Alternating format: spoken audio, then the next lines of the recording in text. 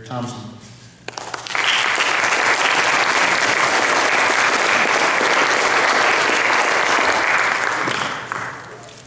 Thank you. There is nothing common about the core of our children.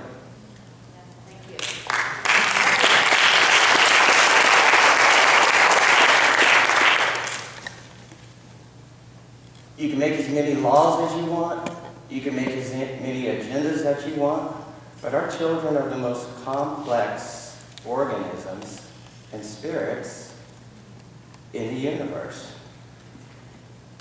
And they need to be under the care of professionals who understand that. And one person who exemplified this was my father, Dr. George Thompson. He practiced medicine in Southern California for 55 years and retired 2 days ago. About 2 months ago. And I remember as a child growing up, he used to come home and I'd say, how's work, Dad? And he said, I don't work, boy, I practice. And he practices medicine. And that's important because he set an example for me. Because with all this talk about numbers and meeting benchmarks, guess what? There's an art and science and practice to the field of clinical psychology, and especially pediatric clinical psychology, that if you don't remember that, children will get harmed. This is a portrait of Paul from Pablo Picasso. I took an art science class in college. I fell asleep, but I do remember this picture. But this is a picture of his son, Paul, and it's beautiful.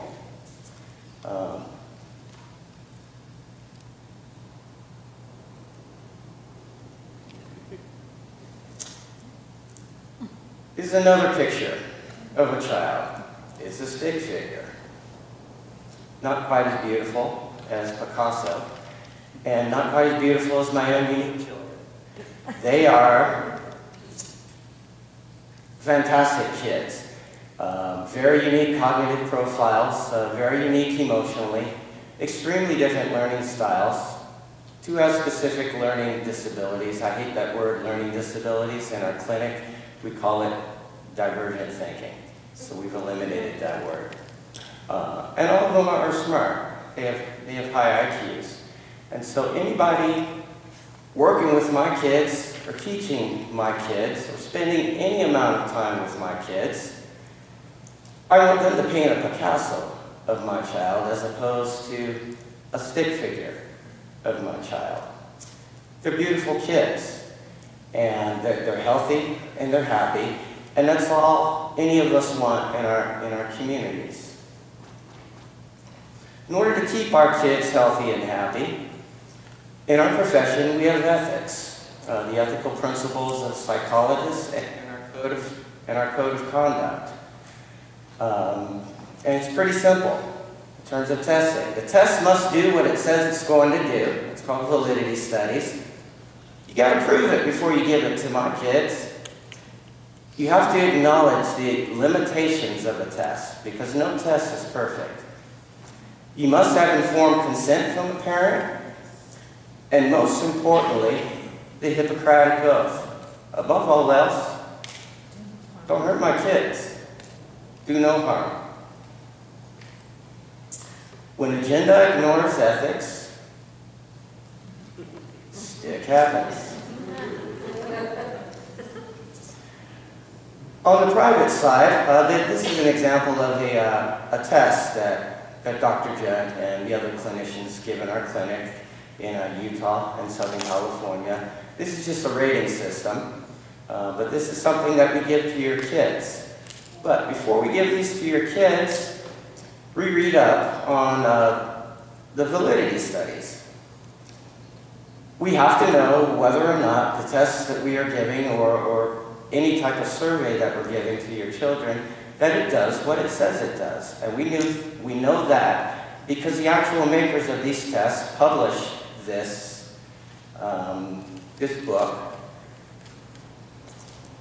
And so we can read it, and so we can make individual decisions as clinicians to see whether or not it is appropriate for your child.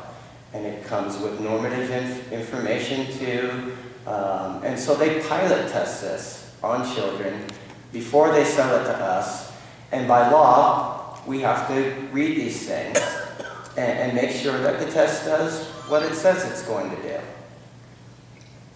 Here's another example of another test. This is an achievement test that we use in our clinic.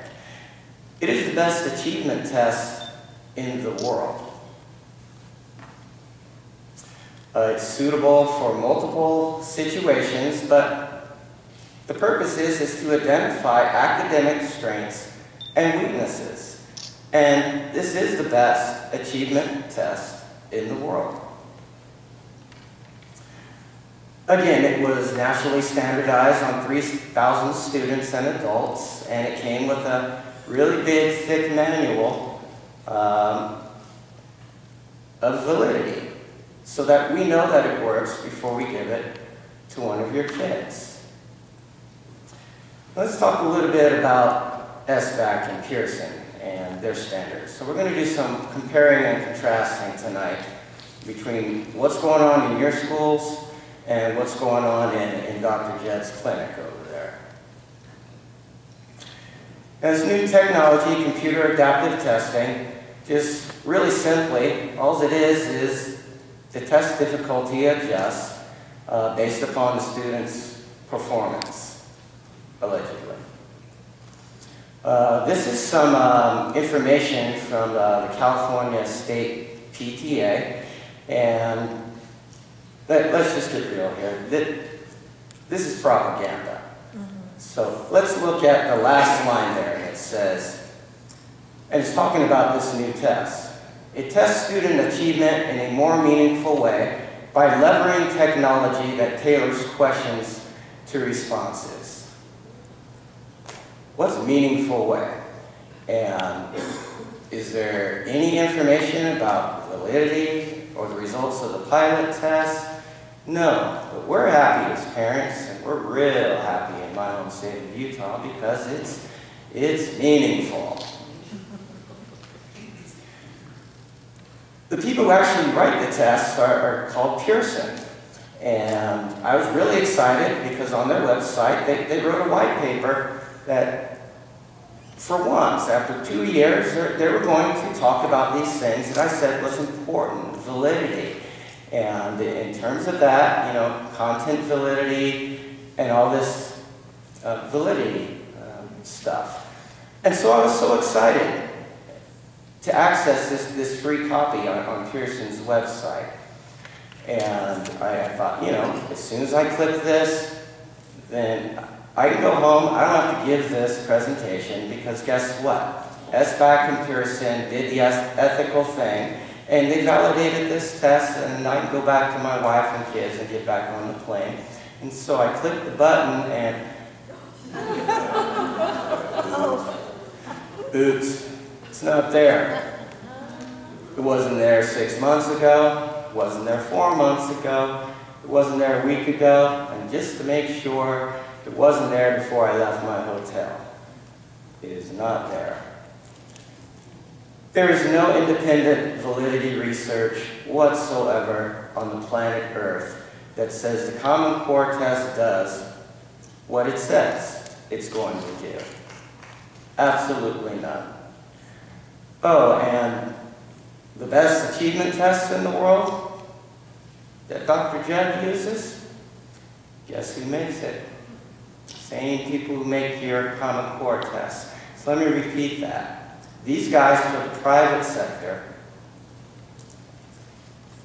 they created the best achievement test in the world for private people who fork out the big bucks that Dr. Jedd requires to have access to the best achievement test in the world. They made this test. They gave Dr. Jedd a 6-inch validity study test so that he knows that it's safe and it does what it says it's going to do. And yet these same people created your Common Core test that's being distributed by SBAC and does not have one dime of validity studies. Now this is for Colorado. I spoke there last week, and I went on their Department of Ed website to find anything, any type of peer-reviewed research other than propaganda to talk about this test. I did the same thing for California, but I was tired after getting hammered last night in that debate, so I only looked for an hour. In the entire California Department of Education website, in the hour that I looked, I could not find one peer-reviewed research article, independent, that was not published by somebody who's not making money off of this. Now, in contrast, when Dr. Jed and I were in graduate school, we had to do a dissertation / doctoral project, and we spent a lot of time on this. And in order to do that, we had to use peer-reviewed research. I couldn't use Bill Gates' paid researchers to make my point about black kids and learning. Otherwise, our dissertation committee would throw it out. It had 350 peer-reviewed references, and I looked at 700 peer-reviewed articles. I'm going to cough, and I hope this works. What do you know? And that's the difference. When agenda ignores ethics, it happens. Give you a short little, well, everything that goes on in public schools and all the learning, it all boils down to your brain. And as you see behind you, it starts with the amygdala. That is the fight or flight mode. Hippocampus really generally involves memory. And your prefrontal cortex, that involves the real higher order thinking. And I like to use my fist as an example. Now imagine this as your brain, and this is the front of your brain. And the front part here is the prefrontal cortex, and the right side of your brain, and the left side of the brain, logical thinking, right side, emotion and language. And underneath your prefrontal cortex is the amygdala, which actually is the size of your thumb. When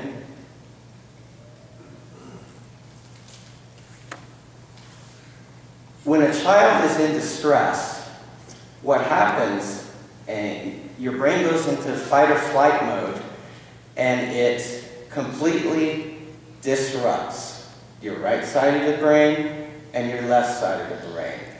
How many of you have 2 to 4-year-olds in this room? Okay, you've seen them erupt. That's what's happening. Their amygdala blocks access to the right side of the brain, the left side of the brain, and the front side of the brain that has to deal with rational thinking. Now keep that in mind. The Common Core, the testing, the curriculum, it is really hard on kids with disabilities.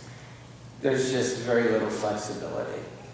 How am I going to prove this? Not through Gates-funded propaganda. I'm going to rely on the same things that I relied on for my dissertation, peer-reviewed research. Here's one. It's talking about test anxiety and the Common Core. And we know what happens to kids when there's anxiety. Their amygdala lights up and... So let's see what peer-reviewed research has to say about this test. First thing it noted was there's a lot of illness that happens, a lot of anxiety, and heightened stress when kids are sitting in front of these computers doing high-stakes testing. Additionally, The researchers noted that they have decreased motivation and decreased self-confidence. And they said that CAT testing affects learning negatively. And so in the bottom line, they said this test causes illness, anxiety, decreased motivation, heightened levels of stress. And the bottom line, they said, the result is the Common Core testing affects children negatively. Peer-reviewed research says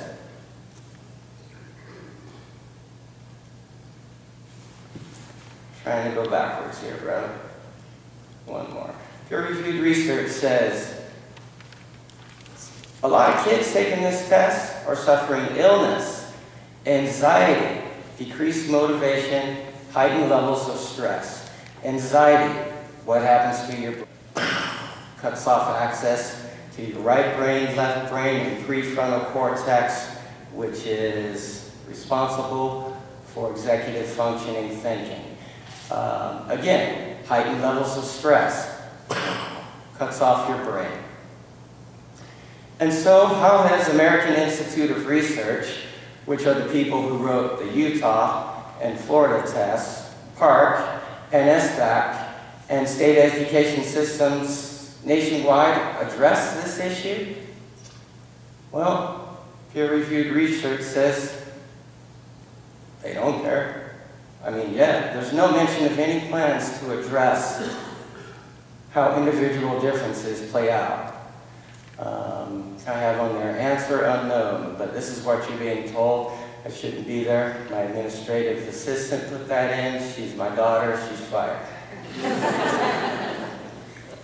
But again, what we know is there is absolutely no evidence whatsoever that this test does what it says it does. They haven't published it. When agenda ignores science, it happens. Again, ethics. The test must do what it says it's going to do via validity studies. You got to prove it before you give it to any kids. You must acknowledge the test has limitations, unless you're claiming it's perfect. And above us, don't hurt my kid. Don't hurt your kids. Don't hurt my clients. Don't hurt my brother's kids. How you doing? It's my little brother back there, Glenn. How you doing, bro?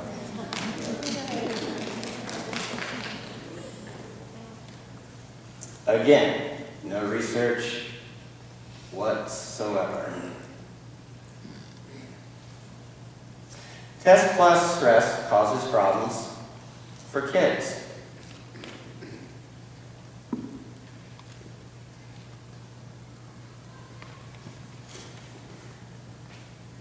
And that is a huge problem because stress takes away neural connections in kids.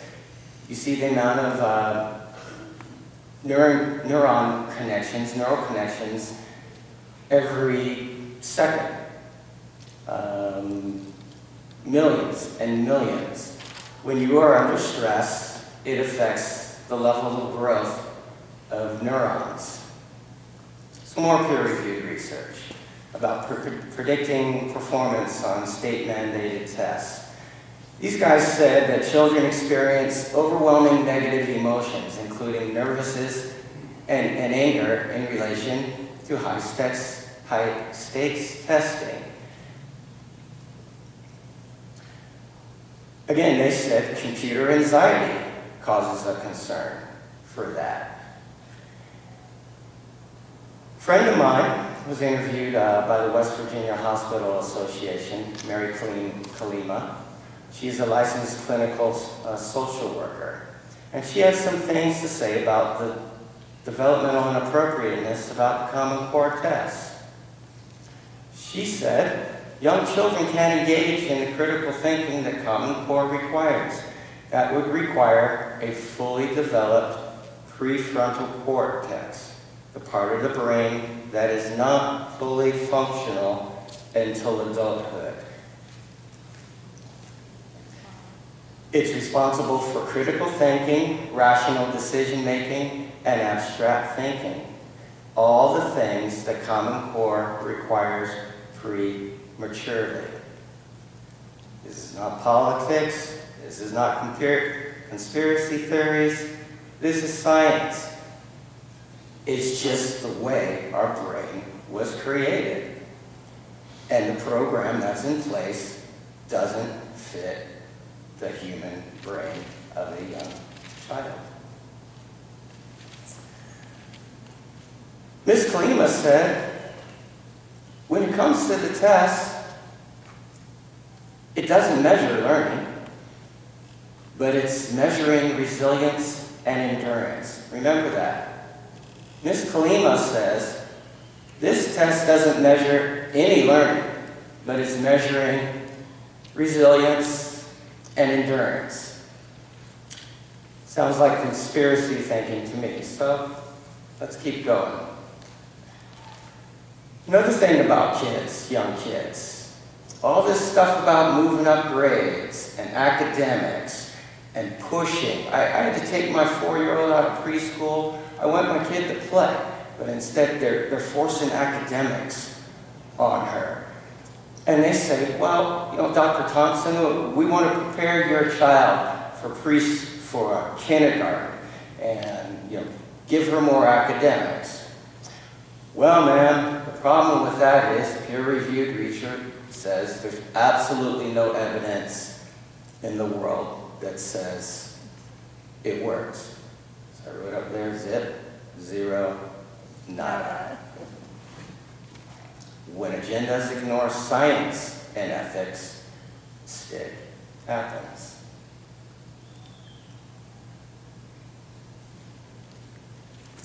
But when it's forced,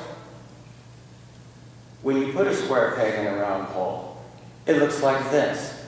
Now I thought I got this picture off the internet and I thought it was just some urban legend or stage.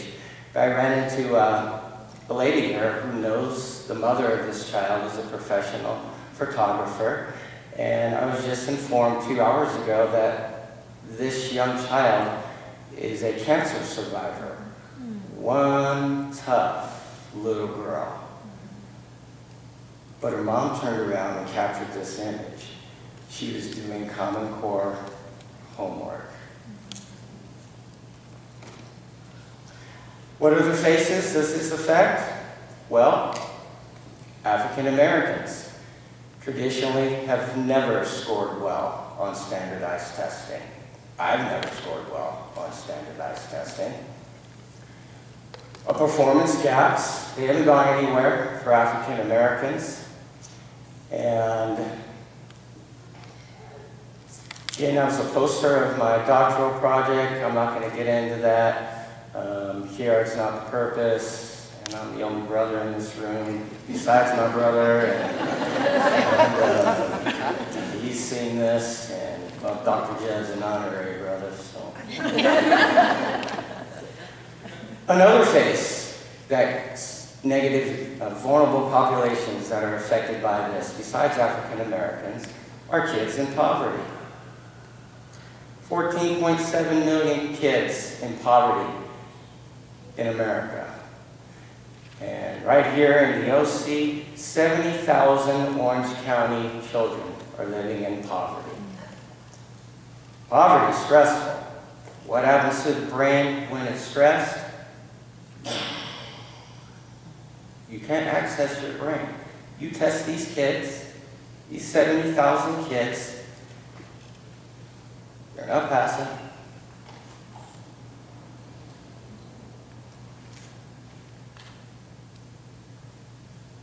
Poverty comes in all colors. It can happen to any of us, anytime. It is hard to study, even under regular situations, when you're living in poverty.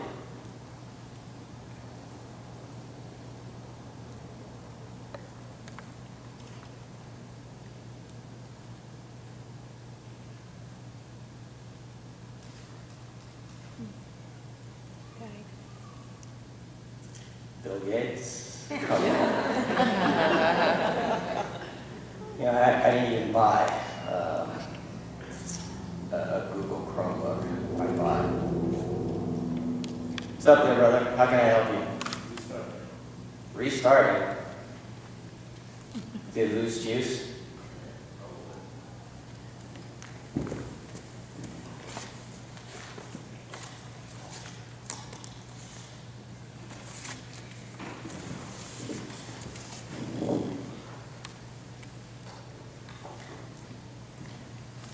We'll think on the fly here. They're going to be a while. Are you allowed to do that? Pardon? Think on the fly? Are you allowed to do that? You know what? While we're waiting, I am about halfway done, 3/4 of the way done. How about questions about what we have discussed so far? Can I ask something about something I said plays right into that graphic that you have put up?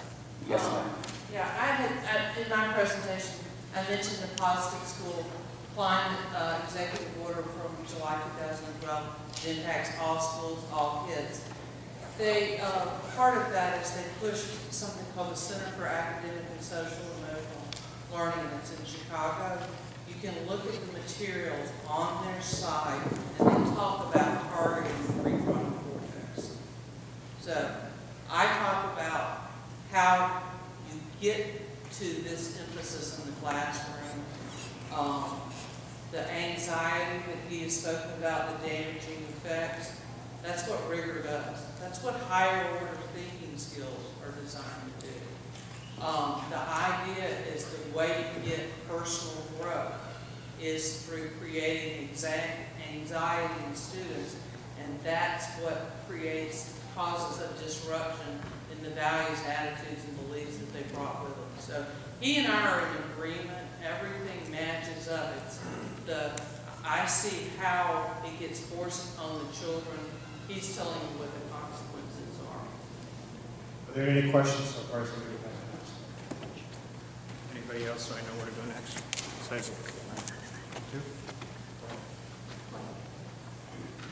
Okay, I would like Common Core Bond, and I can't figure out how to do it through the channels that we have.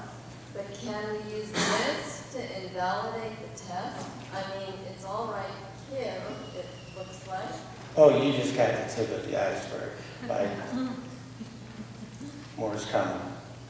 What would you recommend as a way to start getting rid of the questions? Pardon? I said her question was how would we get rid of it? Do you have an idea how we can go about that? You know, you can address that a little bit? Yes, at the end. If we're ready, they can ask. No, we're not ready. Okay, so my question would be to talk about how all these things affect children. Now, my question would be, what would be the definitions? Where are the boundaries where the school should not cross as far as our children are grade? Can you be more specific? I didn't understand your Where are the question. boundaries where the school should stop? It's not here. So, It's far short of where they're going. Where he's got the documentation, I've got the documentation. They're in a no-go zone, and they intend that nothing's going to stop them. The boundaries are whatever you want them to do. You're the parent of your own child. Parents are, and must always be, the resident experts of their own children. And you decide what the boundaries are for your own kids. I have a question for you. Yes, ma'am. If the cognitive skills of our children in school don't match up with what the developers of Common Core put together, how can they so blatantly deny the neurological level that our children are at and say, it's unknown, there's no answer? How can they deny the ability of kids not to comprehend this at higher thinking skills, higher order thinking, and demand that they learn this? It does not make sense. How did we get this far? Well, money. Follow money. Which we will. Really quick.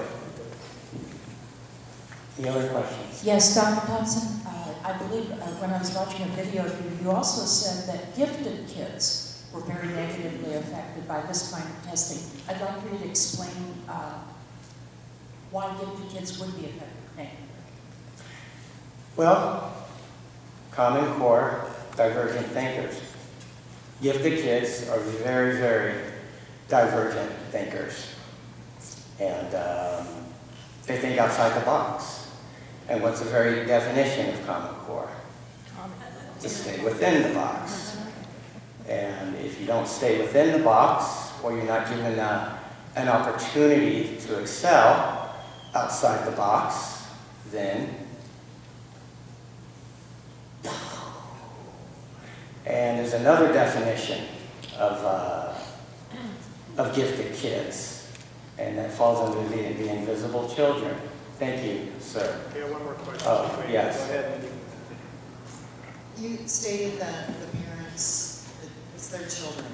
I've come across parents when I've talked to different groups where the parents are having a hard time of opting their children out of the testing and the surveys because they're more afraid for their kids being ostracized or the teachers or the schools ostracizing them. How do you break through that mental brick wall? I'm going to save that question to the end because it's just a very blunt answer. And in terms of the invisible children, gifted kids, dual exceptional children have problems with Common Core. We have a mental health crisis with our kids. Kids are wrapped around the block of our Utah clinic because of the rise in stress, anxiety, mood disorders. And along with anxiety, women express anxiety differently, and especially teenage women. They express it either through cutting or eating disorders, bulimia and anorexia nervosa, which is extremely serious. The other thing that's not being talked about on the PTA website is bullying. That's exploding. But the point is that I wanted to make here, and that Dr. Curry did in peer-reviewed research, is that bullying brings down achievement tests. All of these issues, all of these children, they don't have a chance to pass this test. Not because they're dumb, but because of the way the brain is designed and the way they designed that test. There are huge achievement gap results between kids with and without disabilities. In average, in 4th and 8th grade, an average between 45% and 39%. All of those children are way, quote unquote, behind normal kids. Yet, what is the solution of our public schools? Every child must take this test without exception, except the most severe cognitively disabled child. That's 1/2 of 1% or 1% of the kids. But other than that, if your kid wakes up and he's suicidal, go take the test. If your kid has a mood disorder, go take the test. If your kid wakes up and starts seeing things and develops childhood schizophrenia and starts seeing Elmo on the screens, hey, you got to take the test. Depressed, take the test. Anxious, take the test. All of these kids, autistic, depressed, highly anxious, trauma victims, sex abuse, domestic violence, kids in high-stress poverty, African-American children, Latinos, reading disorder kids, dyslexia, math disorder kids, dyscalculia, which I have, dual exceptional kids, which are gifted, plus learning disorders, kids with ADHD, kids with psychotic disorders, kids with mood disorders, including, as I said earlier, suicidal. They are forced to take the test. There's a smart man. And this is what he said. Everybody's a genius, but if you judge a fish by his ability to climb a tree, it'll spend its life believing that they're stupid. This is Department of Education Secretary Arnie Duncan, and he's responsible for the shift. And basically, well, not basically, he just said, we know that when students with disabilities are held to high expectations and have access to a robust curriculum, they excel. Let me repeat this. This guy just said, for all those groups of children that I just talked to you about, if you raise the bar and have high expectations, if you just believe, these kids will excel. I'm sorry. He was joined on stage during this press conference with the Tennessee Commissioner of Schools, and he said most lag behind because they're not expected to succeed. They need to be given more demanding schoolwork, and they're seldom tested. So higher expectations plus harder curriculum plus more demanding schoolwork plus a ton of more testing will make these kids autistic, suicidal, dyslexic, learning disabled kids career and college ready. Yeah, brilliant. I didn't say this. I just copied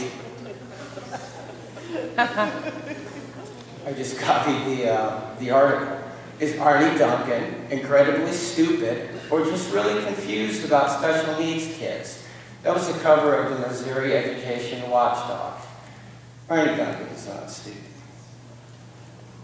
But here's his solution.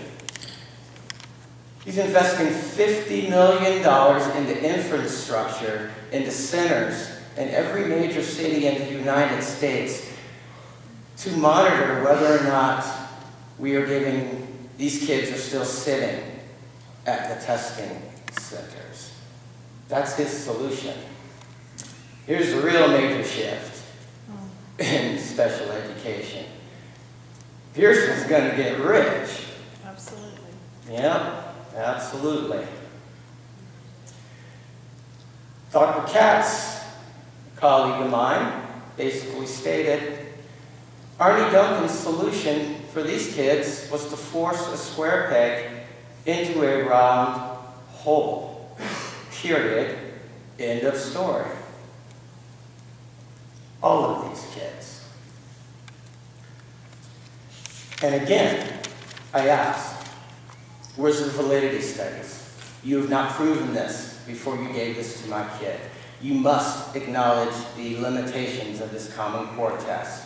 And above all else, do no harm. Arnie Duncan is harming children by forcing all these divergent kids to take this test that their brain is not ready to do, cannot figure out. That is the very definition of child abuse. So what's developmentally appropriate for these kids? You know, I got a 4-year-old. She's sweet. She needs to play. She's a toddler. She needs to run around. She needs to go crazy and have fun and dig in the dirt and explore. Because I said so, because it's my opinion, no. We're having a crisis in kindergartens. Kids need to play. Again, I make my case using peer-reviewed research, the role of pretend play in children's cognitive development. In that study, they basically said, you know, the decrease in recess that is happening in schools is decreasing our kids' abilities to develop cognitively. Remember that slide that shows those neurons growing? When you take away play, it takes away those neurons. 500 of my colleagues in developmental psychology, clinical psychology, child psychology, neurology, pediatric medicine, professors in over 300 to 400 of the nation's best research universities in the United States of America signed this document. I was one of the later signers of this document. It basically said, we have grave concerns about the core standards for young children now being written by the National Governors Association and the Council of Chief State School Officers. The draft standards made public in January conflict with compelling new research in cognitive science, neuroscience, child development, and early childhood education about how young children learn, what they need to learn, and how best to teach them in kindergarten and early grades. 500, and it's now up to 700 of our nation's best early childhood developers, researchers, teachers in America signed this document and came straight out and said, Common Core will damage your young children.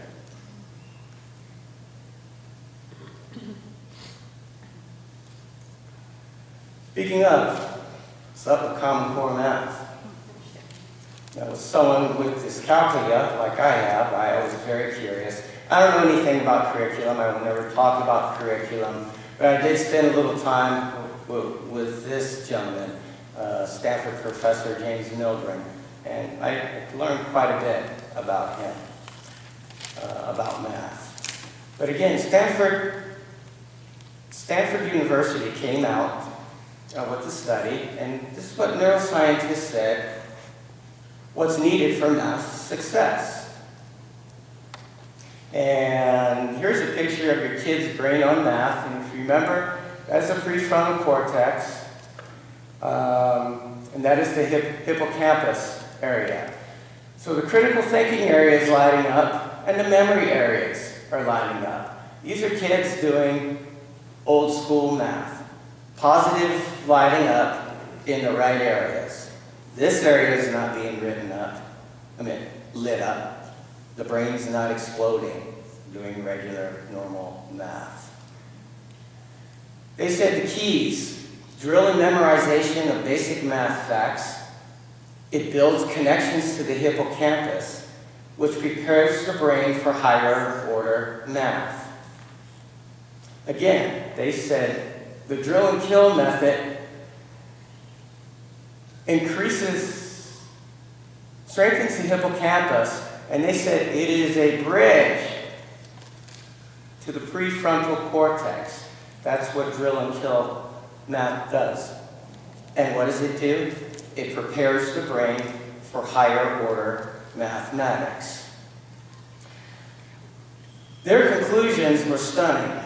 They said, Common Core math disorganizes young brains and can lead to lifelong math impairment. Confusing word problems contribute to brain disorganization. Writing out numbers assists the brain to learn math. There's absolutely no peer-reviewed research on the planet that is not bought and paid for by the Gates Foundation that supports communal math learning. Remember that term, brain disorganization. Stanford University, for all intents and purposes, came out and said Common Core math is causing brain damage in some kids. Again, I have dyscalculia, which is a math disorder. If you put a gun to my head, I couldn't figure this out. And I don't know if this is what your kids are doing in school or not. In our clinic, Dr. Judd has tutors, and we bring kids in, so we see their homework. So every now and then, we do see crazy stuff like this.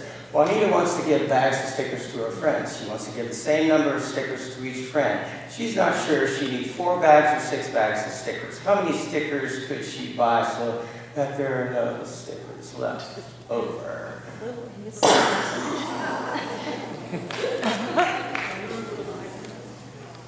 That caused me brain damage. imagine your second grader coming home with this. Right. The effects of education testing practices that are not developmentally appropriate cause brain disorganization. Can we go backwards there, brother? One more. Up, forward. Now, the guys who wrote our tests, John Cohen, he's the vice president of AIR, we caught him in an interesting moment on tape, which we have, and he came straight out. When you are using a test for an accountability, you are not really using it to measure the kid, you're using it to measure the school or the teacher or the district. That makes sense, because for the last half an hour, I just showed you that basically 70% of all children do not have a neuropsychological chance of passing that test. These are the brightest people on the planet who are writing this test. I was the guy on the planet who figured this out. They knew this. They designed this test, not for your kids, but to judge your teachers and the schools and the district. So, if there are research-based doubts regarding what Common Core tests can accurately measure, and some discussions today about possible damage, then really, what are they measuring? Well, Mary Kalima earlier, remember her hypothesis? She said,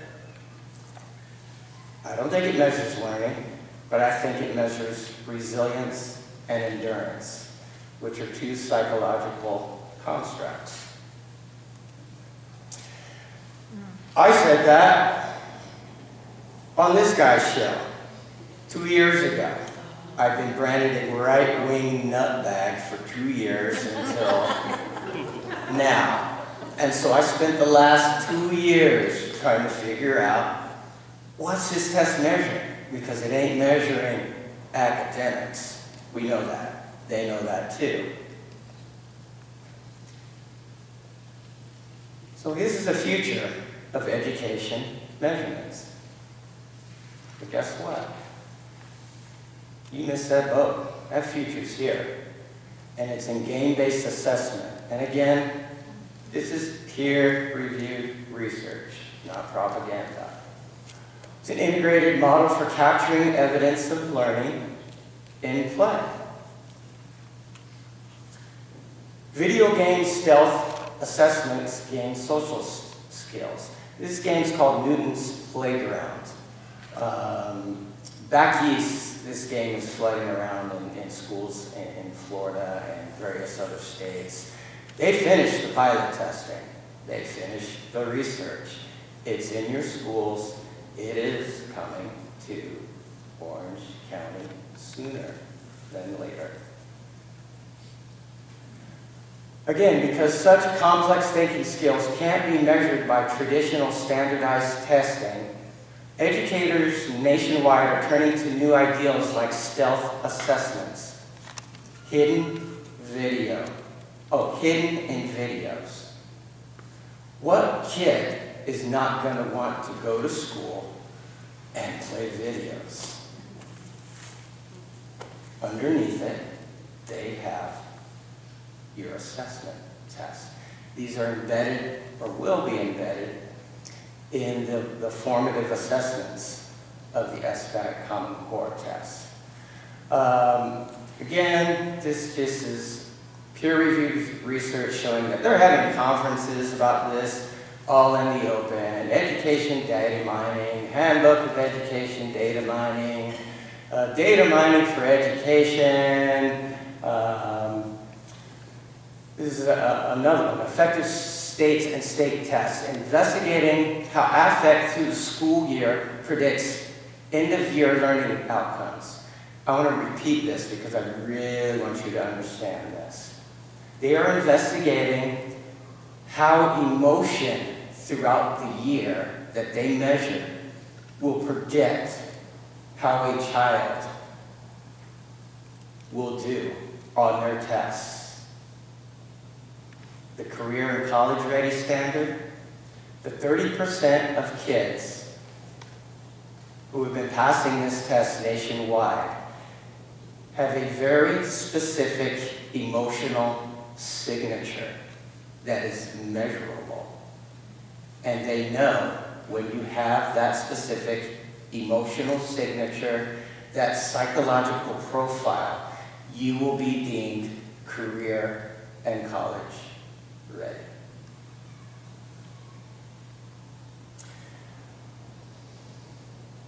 So how do the school systems address all of this outcry about high-stakes testing? Hey, they, again, created video games. They're seamless. They're fun. The distinction between learning and assessment is completely blurred. Kids are playing, they are learning, and they are being assessed all the time. Every second they're in school. I'll skip that one. Our fellow other computer people. They did the same thing on Facebook. 70,000 subjects. 70,000 people had 700,000. Facebook did something. They manipulated something. I don't understand this technology, but they did something to push an emotion out of you and to see if you would do it. And they measured it, and they gathered that data. Just like that. 700,000 of you did not know that you were being psychologically tested, and the data gathered. The technology is here, it works, it's now, and it is in your schools, and you have absolutely no clue. Someone talked about money. Embedding a marketed product into entertaining content creates favorable attitudes about that product without the user even being aware. Do you see the money involved in this? Do you see the amount of control that can happen? Now, they're talking about embedding a product. How do you know that they are not embedding an agenda? Whether you like the agenda or not, how do you know they are not embedding it in these computer assessment games that are either in now or shortly to be in your kids' schools?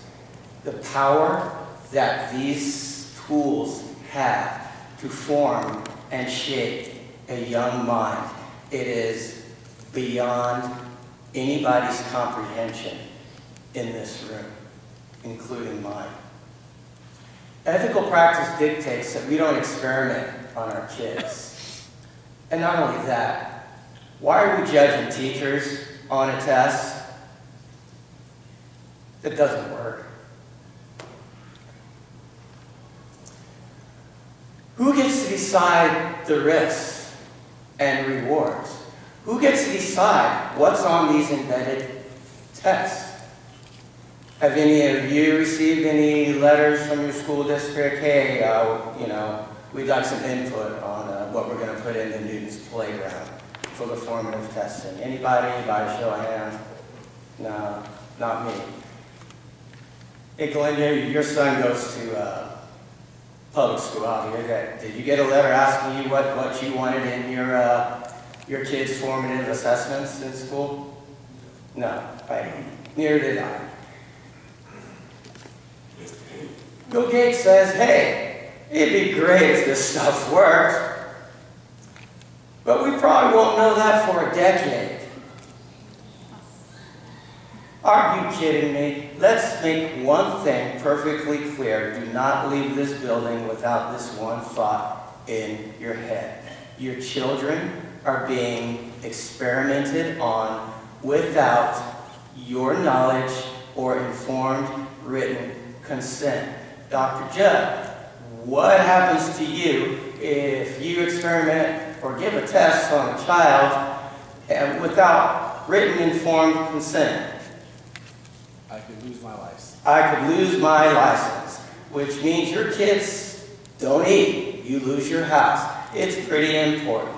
But the main reason you don't do that because of our Hippocratic oath of do no harm. It is beyond unethical. This is cruel stuff. This is not conspiracy theory at all.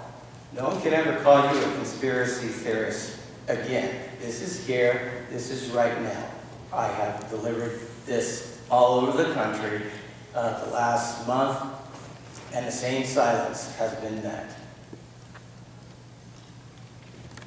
I will contend that much of today's school failure results from academic expectations for which children's brains were not prepared, but were bulldozed into them anyway. Stay with me for 5 more minutes, and then I'm done. A teacher named Peggy Robinson, whom I met, she knew this. We had discussions. Actually, she figured this out separately. She knew it was complete child abuse. And so she said, I'm not going to abuse my kids.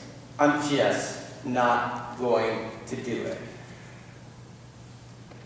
I don't have time to read her letter, but she wrote a letter and basically said, they assess what matters least, and such learning will not create innovative thinkers or citizens who can salvage our democracy.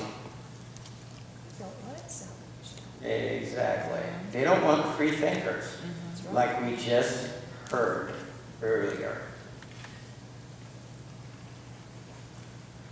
That's right. What this is all about. It's all about the Benjamins. A lot of people are making a lot of money. The testing industry is a $1 trillion industry. And these guys who are writing your tests, who are publishing on your school's websites and telling all your teachers, and when you pick your kids up, they're saying, oh, these tests are so good, and they're just wonderful. These guys are making a ton of money off of your children's data. Martin Luther King, he wrote, academic freedom is a reality today because Socrates practiced civil disobedience. Someone asked me, what can we do? In 30 days, I'm going to get up in front of about 3,000 Utahns in a town hall meeting, and I'm going to show this slide. And myself and a president of the Alpine School Board, and who was a friend of mine, and we're going to tell parents not to do it. Period. You do whatever it takes to keep your child away from harm. We are going to tell every parent in the state of Utah, do not take that test.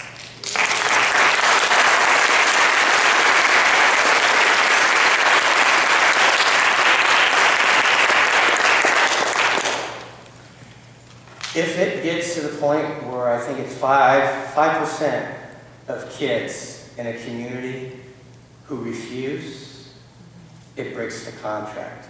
They lose the money. The test stops. Stop the test. Stop the course.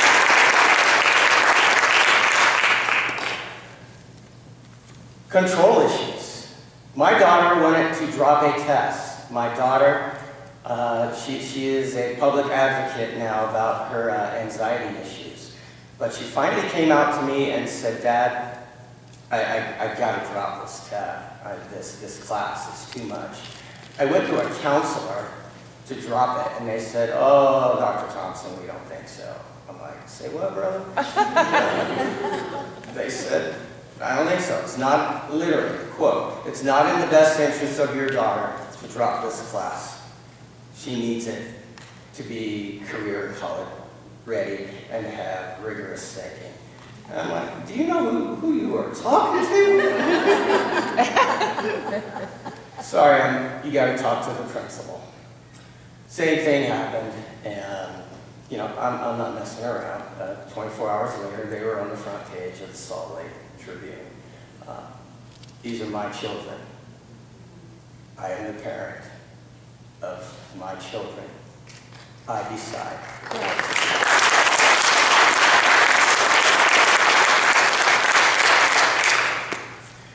My daughter has an anxiety disorder. We're very open about it. We talk about this stuff in our family, like other families talk about sports. When you have 2 doctors with clinical psychology and older kids, we're just very comfortable with it. There's too much stigma in our society about having psychological issues about it. My daughter, when she was 7, and this is the same one who I went rushing in to get her out, she drew this drawing, and it is a tornado. And if you see down here, that's the world, and this is a huge tornado that is coming out of the world. And you see these people here who are just being thrown out and sad faces. But if you see on the very top of the tornado, there's a little girl with a little smile and a guy holding her hand. And I said, honey, who's that at the top of the tornado? And she said, that's me, Dad. And then I asked her, well, who brought you out of the tornado? And she said, you, Daddy. You protect me. That's what we have to do. Parents are and must always be the resident experts of their own children. Yes. Thank you.